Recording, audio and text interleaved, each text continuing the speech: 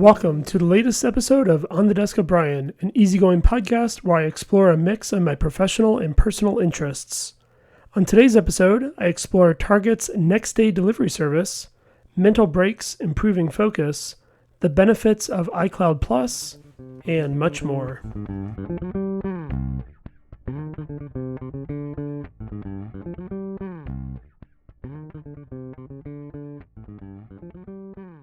The Street has our first article, and its author, Nina Zidiniak, writes about how Target is rolling out next-day delivery to more than 50 major metro areas, reaching nearly 60% of the U.S. population.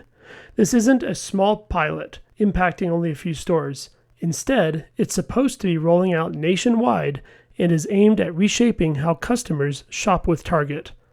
What's especially notable is the breadth of what's available. About 85% of the items you'd find in a Target store can now be delivered the very next day. This includes everyday essentials, which is key as consumers increasingly expect speed and convenience for routine purchases. To make this work, Target is leaning heavily on its existing stores. Instead of relying solely on large distribution centers, stores are acting as local fulfillment hubs.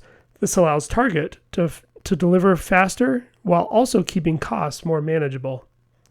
In many cases, next-day delivery is free for orders over $35, or for members, putting Target in more direct competition with retail giants like Amazon and Walmart, companies that have helped set the standard for fast shipping. Can playing games increase your productivity at work? Juan Cisneros from WRIC references research from Doug Sheree, the director of the Division of Cognitive Neurology at Ohio State University, who makes a case that playing games like Wordle can make you more productive in the workplace. You may think that playing a game might just sound like another distraction. After all, taking time out of your workday to play a word game doesn't exactly seem efficient, but experts say the reality is a bit more nuanced. The research suggests that taking short mental breaks, such as completing a quick Wordle puzzle, can actually help reset your brain.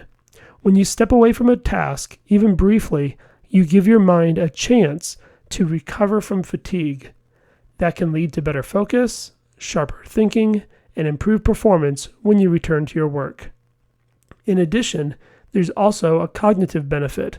Games like Wordle engage problem solving, pattern recognition, and critical thinking skills. In small doses, that kind of mental stimulation can help your brain keep active and engaged throughout the day. David Neild from Popular Science has our next article, where he writes about the many perks you get with iCloud Plus besides storage. First, David notes the benefit of Private Relay. Private Relay enhances online privacy through hiding your IP address and encrypting browsing activity while using Safari. A second benefit of iCloud Plus is the Hide My Email feature. This allows you to generate random email addresses to protect your real inbox from spam and tracking. Another perk tied to email is having custom email domains. This is useful if you have your own domain and want to send and receive emails to a personalized email address. HomeKit Secure Video is another great feature of iCloud Plus. This feature secures encrypted security camera footage without having to pay additional subscription fees from the camera manufacturers. Another perk of iCloud Plus is family sharing, which allows you to share various services you subscribe to, such as Apple TV, with up to 5 other people. And rounding out features of iCloud Plus, mentioned by David in his article, is the ability to create and manage invitations from the Apple Invites app. Ryan Christoffel from 9to5Mac brings us our next article. Ryan writes about how the wait is almost over for more episodes of Ted Lasso. He writes that August 5th is the release date of episode 1 of season 4. Episodes will release weekly through October 7th, and a teaser trailer for the 4th season is available now. Have you played Mixtape yet? It's a recently released game developed by Beethoven and Dinosaur, and is available to play on the Xbox Series X and S, PlayStation 5, Nintendo Switch 2, and Windows. IGN's Simon Cardy wrote a review of it, giving it a 10 out of 10. Simon writes that the game follows 3 teenage friends spending one final night together before heading into adulthood in separate lives. Visually, the game is described as vibrant and cinematic, blending animation styles that resemble indie music videos in modern animated films. While the gameplay mechanics themselves are fairly simple, IGN argues that that's intentional. The emotional journey and atmosphere are clearly the focus. The article continues mentioning that the game is built around the memory, music, friendship, and the bittersweet feeling of growing up. If you haven't played it yet, I'd recommend checking it out. If you're a Game Pass Ultimate subscriber, the game is available on that service. And now, a quick word from a company that is absolutely, positively not sponsoring this podcast. Today's episode is not brought to you by Wordle, the 5-letter game responsible for millions of people confidently typing ADIEU every morning like their consonants in a Victorian spelling bee. Researchers now say games like Wordle may actually improve workplace and productivity, which is great news for everyone who's been calling it a mental warm-up instead of avoiding email for 7 minutes. Wordle gives you that perfect balance of confidence and humiliation. One day, you solve it in 2 guesses and feel like a genius. The next day, you stare at the word broth for 20 minutes, wondering if you ever actually known the alphabet. And let's be honest, nothing says I'm focused and ready to work quite like aggressively whispering, "Why would it end in a Y?" at 8:12 in the morning. Wordle, helping employees sharpen critical thinking skills while completely ignoring spreadsheet that they opened 45 minutes ago. Thank you, ChatGPT, for today's Not a Sponsor segment.